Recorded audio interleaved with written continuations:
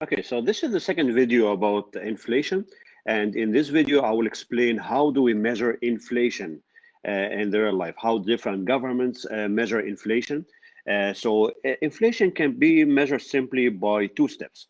Let me summarize it in these two steps as you see in the slide. So step number one is we have to find out or calculate something we call it consumer price index or CPI. And after we find out the CPI, we will be ready to measure inflation. So let's start with CPI. What do you mean by CPI or Consumer Price Index? Consumer Price Index, simply we find a basket of different goods and which of different goods, which typically consumers spend their money on these different types of goods, and we track the price of this basket of goods over time. Okay, so let's see. So as you can see, the definition of consumer price index is a weighted average price of a specified set of goods and services, about 650, purchased by a typical family of four. Okay, so the formula for CPI is a cost of. So this is the formula we have.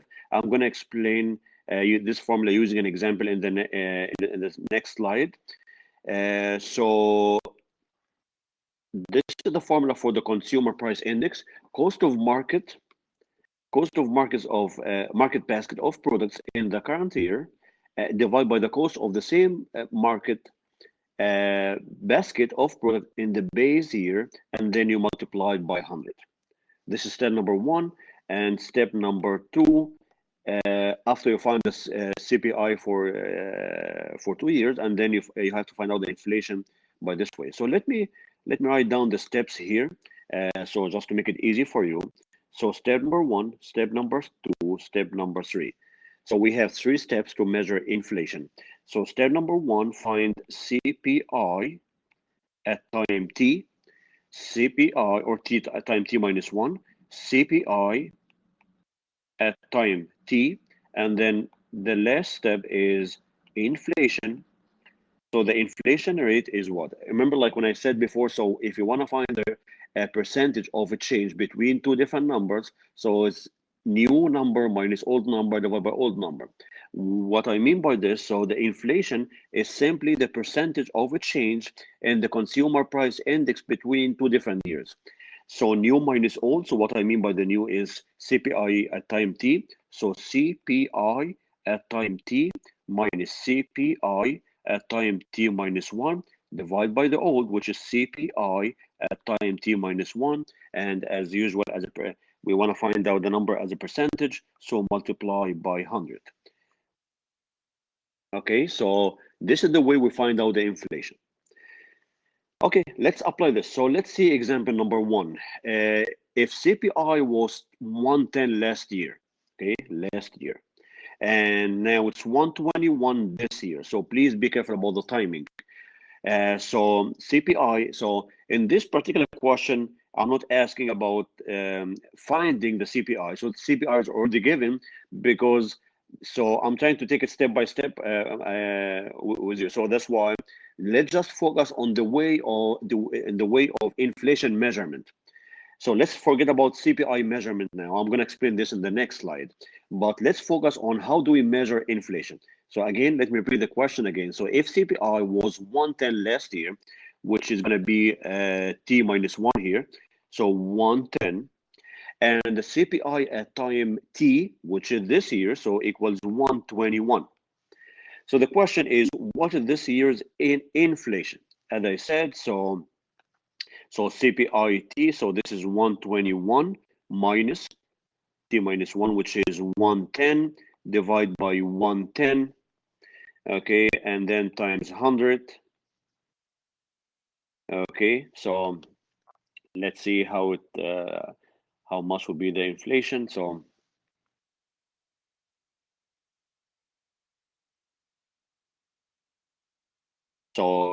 let's find it. So it's simply, so let's do this. So 121 minus 110.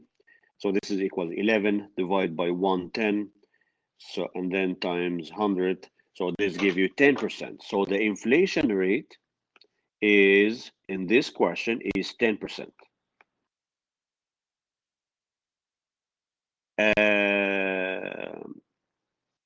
Okay, if you didn't get this, so let's see the second part of the question. Suppose that CPI was 110 last year and 108 this year.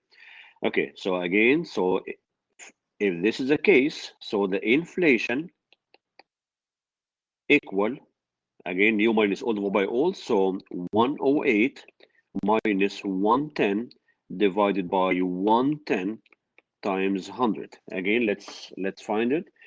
So it's 2 divided by 110 times 100. So this equals negative 1.8%. So the inflation here is negative. So you see the last question is what term do economists use to describe this second outcome? Let me remind you what I explained in the first slide. Okay, so here in the previous video. So deflation is a decline. Deflation is a decline in the overall prices throughout the economy. Okay, so this is deflation. So let's go back here. Okay, so this means as long as we end up with a negative number, so this is called deflation. So it's not inflation, now it's called deflation. Okay, okay, now let's see the next example. Now, in example number 2 and example number 3, I'm gonna focus more on how do we calculate the CPI, which is the Consumer Price Index. As I said here, so for the Consumer Price Index in the real life, as I said, usually we use 650 different goods and services, but just to make it easy for you, so I'm gonna use only 4 different products or 4 different goods, just to get an idea about how do we measure CPI. Okay, so let's start. So here in this question, I'm saying that the CPI compare the cost of the same quantities of goods and services in the base year. Okay, I'm going to explain what I mean by the base year in a second now. Suppose that the market basket of goods includes, okay, so this is what I mean. So instead of describing 650 goods, I'm going to focus only on 4 different types of goods. What are these 4 different types of goods? Admission for 2 to local theater movie. Okay, so let's say the price for 1 ticket to a theater was $5. Okay, and then a popcorn, so the price for 1 popcorn equals 2. This was in 2016. The price of large pepperoni pizza is 12, and the price of 1 bottle of Coke equals 1.25. So as you can see, these are the prices of 4 different goods in 2016, and then I'm showing you the prices of the same goods in 2017, and this is supposed to be 2018. So this is typo. Okay, so let's see this. So let's go back to just remind you with the formula here. So what was the formula I said of how do we measure CPI? So this is CPI. Okay, the cost of market basket of products in the current year. So let's apply this. Okay, so and then this is in the current year divided by in the base year. Okay, so let's apply here. So what is the CPI for this basket in 2016? So simply, so don't forget that this is these are the unit prices. So and the question say it's admission for 2, not for just 1. So this is going to be 10. So for 2016, so let's write here for 2016. So 5 times 2, because this is the price for 2 tickets. The price for 1 popcorn equals 2. The price for 1 pizza is 12.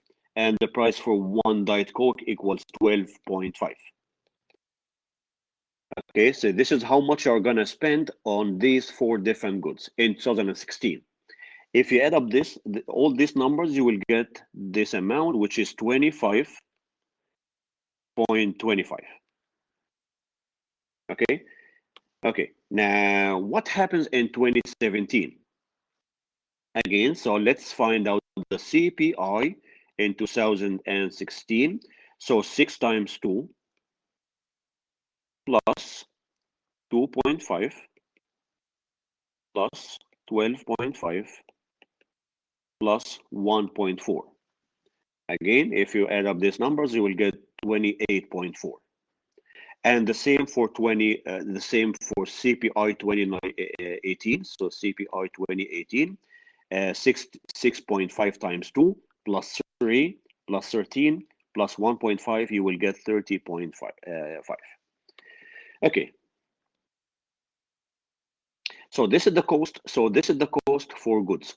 Okay, now let's go back to the formula. So it says cost of market basket, cost of market basket. So this is what I found. So this is the cost for the basket in 2016, 2017, and 2018. Now, how do you find the CPI? It's the cost of the market in the current year divided by the base year. Okay, what do you mean by the base year? So let me explain now what do you mean by base year. Base year will be the first year in the question.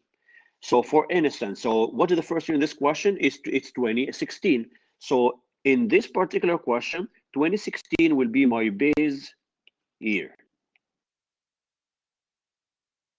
Okay, so this means, so let's see how did I find out this. So CPI 2016 equals the cost of the basket in 2016, which is 25.25. Yes, divided by the cost of basket in the base year, which is 2016. So I'm going to divide by the same number, which is 25.25 times 100. So 1 times 100. So the CPI 2016 equals 100. Okay. Okay. Let's go to the next one. Okay. How do I find the CPI for 2017? CPI 2017. So the cost in 2016, because this is a base year, divide by the cost, total cost in 2000, divide 2017 by 2016. I'm sorry, so let me remind you again. So you divide by the current year, divide by the base year. Okay, so you divide, this is the cost in 2017, 28.4, divide by the cost in 2016, which is 20.25, and then times 100. Okay, and you will get this number, which is 112.5. Okay, let's do it one more time. How do we find the CPI in 2018? So it is going to be equal to total cost in 2018 divided by total cost in the base year, which is 2016 in this question. So total cost in 2018, we got it equal 30.5 divide total cost in 2016, which is this number, so 25.25 again times 100, you will get this number, which is 120.8. Okay. Okay. Now, so I'm done with this question, which is find the CPI. Question number B, which is find out the inflation. So the inflation, let me remind you with the 3 steps again to find out the inflation. CPI at time t, CPI at time, or CPI at time t minus 1, and then CPI at times t. And then inflation is CPI at time t minus CPI at time t minus 1, divided by CPI at time t minus 1 times 100. Okay, this is what I'm going to do now. So let's find out the inflation in 2017. So this is going to be my T, and this is going to be T minus 1. So CPI at time, okay, so the inflation in 2017 should equal CPI 2017 minus CPI 16 divided by CPI in 16 multiplied by 100. Okay, so let's just plug in the numbers. So CPI in 2017 equals 112.5 minus CPI in 2016, which is 100, divide by 100, and then times 100. So this will give you the 12.5%. Okay, let's try it one more time. How do you find the inflation in 2018? So it equals CPI 2018 minus CPI 2017 divided by CPI 2017 times 100. Okay, so this will be time t. This will be time t minus 1. Let's plug in the numbers again. So the inflation 2018 equals, so CPI 2018 equals 120.8 minus CPI 2017, which is 112.5 divided by CPI 2017, which is 112.5, and then multiply by 100, and then you will get 7.4%. Okay. Okay, let's see another question.